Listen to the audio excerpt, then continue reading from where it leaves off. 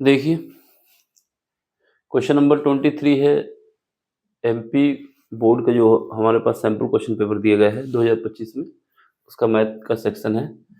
बाकी ये UP board में भी पूछा जाता है, सीबीएसई बोर्ड में भी, मतलब कोई सा भी बोर्ड हो, ये क्वेश्चन पूछे जाते हैं। इसमें क्या है, हमारे पास दो रेखाएं दी गई हैं, एक रेखा ये है और एक रेखा ये है। फिर इनसे कह रहा है कि इनके बीच की न्यूनतम दूरी क्या होगी, यानी हमको ये बताना है कि ये दो जो लाइन है, जो रेखाएं हैं, इन दोनों रेखाओं के बीच की कम से कम दूरी क्या हो सकती है, यानी मिनिमम डिस्टेंस बतानी है।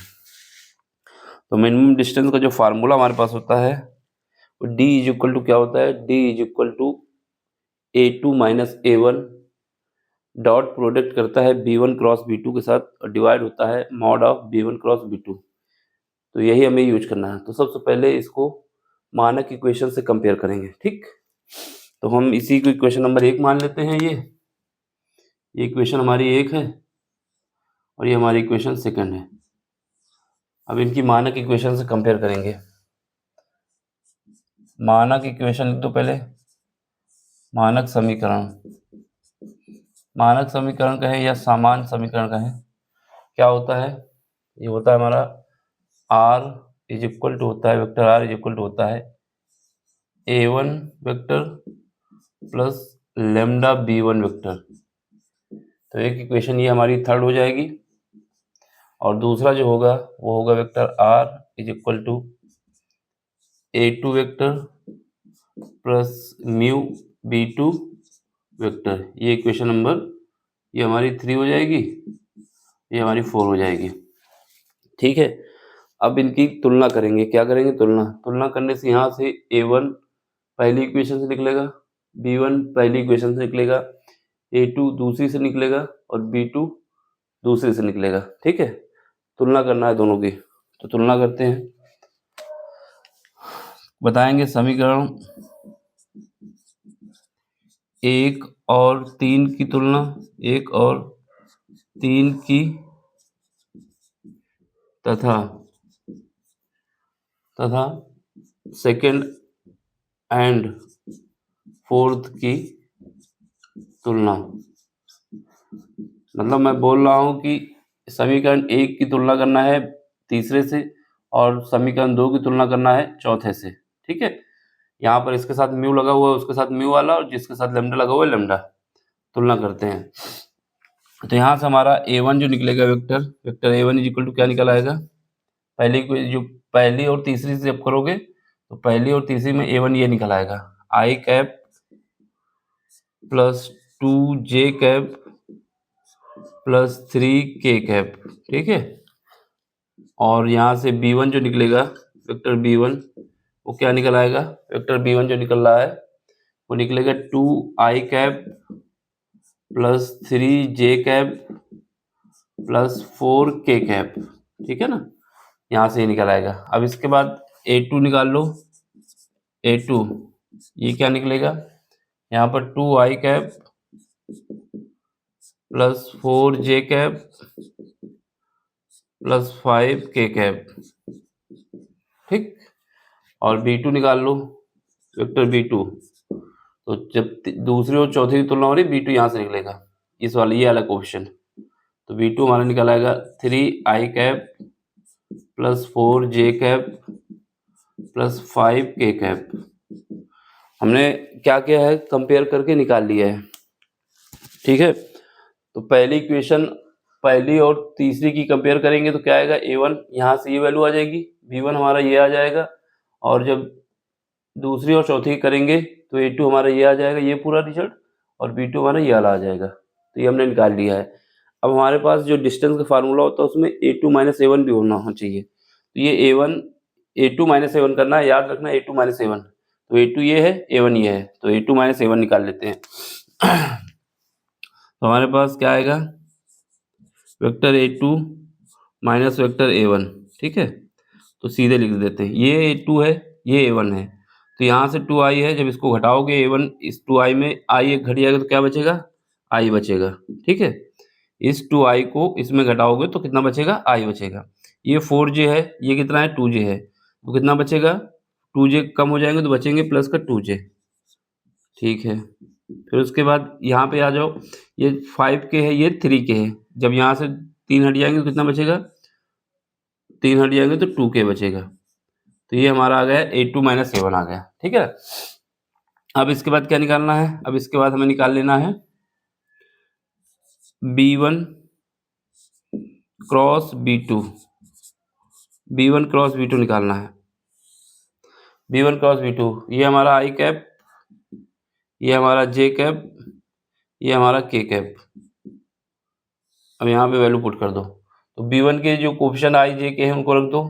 पहला 2 है, फिर उसके बाद 3 है, फिर उसके बाद 4 है। अब इसमें रखो B2 के, ये 3 है, 4 है और 5 है।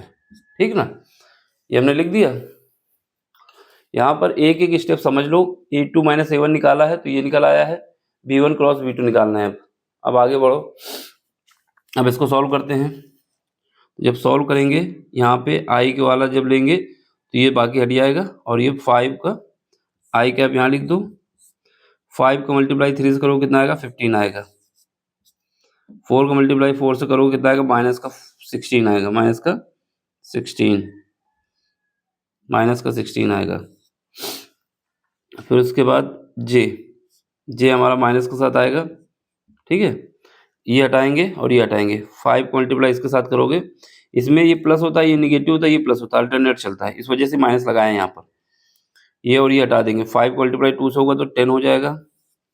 3 का मल्टीप्लाई 4 से होगा तो 12 हो जाएगा। फिर उसके बाद प्लस का के, तो ये हटा देंगे। 4 का मल्टीप्लाई 2 से होगा तो कितना आ जाएगा? 8। इसका मल्टीप्लाई इसके साथ होगा तो 9 आ जाएगा। तो यहाँ से जब सॉल्व करके लाएंगे तो हमारे पास कितना आ जाएगा? माइनस का I कैप। यहाँ से जब सॉल्व करके लाएंगे तो प्लस का 2J कैप। फिर उसके बाद यहाँ से जब करके लाएंगे तो माइनस का K कैप। ये हमारा क्या है? B1 क्रॉस B2 है, जो कि हमने निकाल लिया है। B1 क्रॉस B2 जो हमने निकाल लिया है। ठीक है ना। अब इसका मॉड भी यहाँ निकाल लिया जाए, यहीं पर ही इसका मॉड निकाल लेते हैं।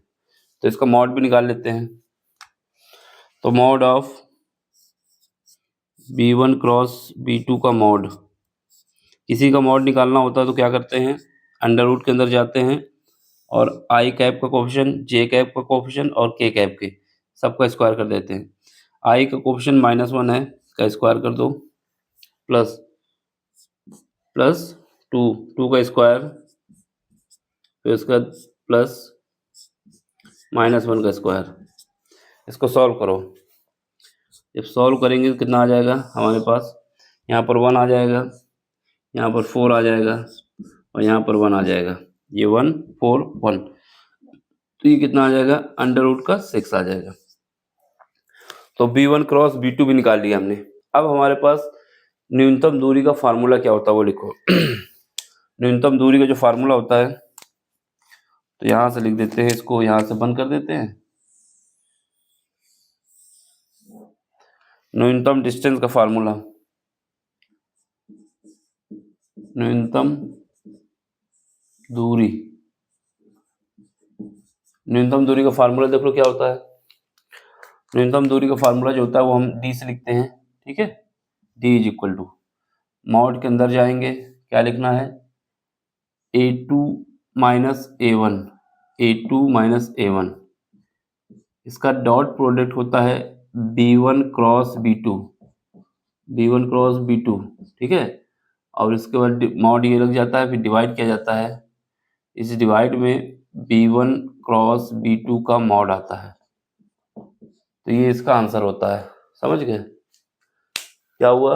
A2 minus A1, B1 cross B2 और उसके बाद B1 क्रॉस B2 का मॉड, ये इसका फार्मूला होता है। क्या होता है? फार्मूला, आंसर नहीं, फार्मूला। अब ये फार्मूला इसका हो गया। अब हमें क्या करना है? A2 माइनस A1 हमने यहाँ निकाल लिया है, B1 क्रॉस B2 हमने ये निकाल लिया है और B1 मॉड ऑफ B ये निकाल लिए हैं। इन सब वैल्यू को पुट कर देते हैं।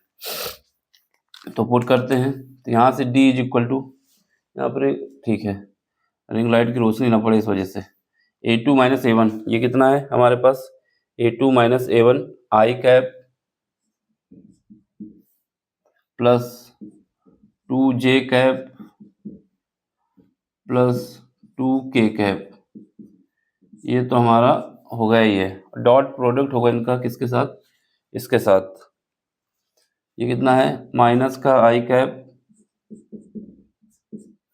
प्लस का 2J कैप माइनस का K कैप, इसके साथ मॉड से डिवाइड किसके साथ हो रहा है, ये जो हमने निकाला है इनका √6। ठीक, अब इसको सॉल्व करो। जब सॉल्व करेंगे तो हमने बोला कि आई का अगर आई के साथ होता है तो हमारे पास कंडीशन क्या होती है, अगर डॉट प्रोडक्ट हम कर रहे हैं किसी का तो आई डॉट आई बराबर जे डॉट जे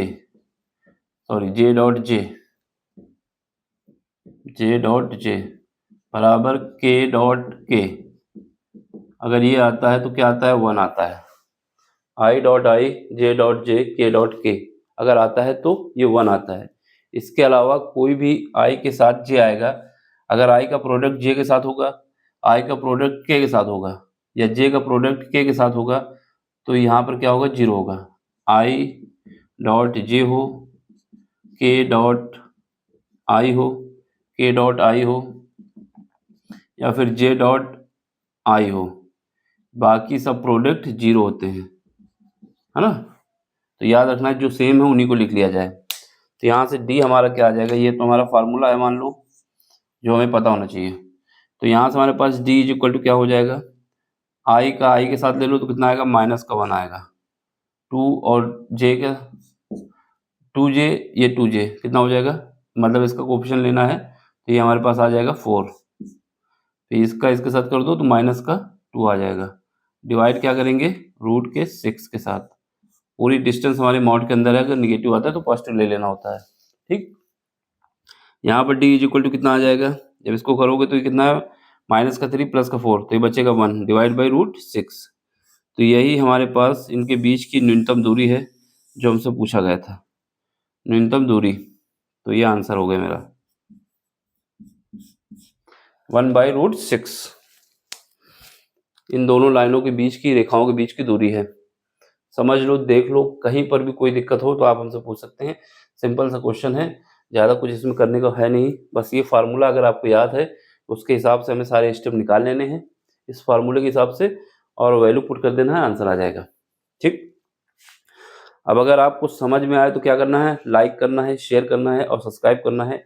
यही आपका सपोर्ट है जो इस काम को करने के लिए हमें मोटिवेट करता है, और इस काम को हम आगे कंटिन्यू करते रहेंगे अगर आप लोग सपोर्ट करते हैं। बिना सपोर्ट के कुछ नहीं होता भाई। ठीक है, आपको लाइक करना है, शेयर करना है, सब्सक्राइब करना है, और कैसा भी क्वेश्चन हो, कहीं का भी क्वेश्चन हो, आप हमें नहीं समझ में आता तो आप हमें भेज सकते हैं, उसको हम सॉल्व करा देंगे जितनी जल्दी हो सकेगा। तो आपका सपोर्ट चाहिए, बिना सपोर्ट काम नहीं हो सकता। तो आप लाइक करें, शेयर करें और सब्सक्राइब करें और अपना सपोर्ट दें। ठीक, मिलते हैं अगले लेक्चर में। Thank you for watching.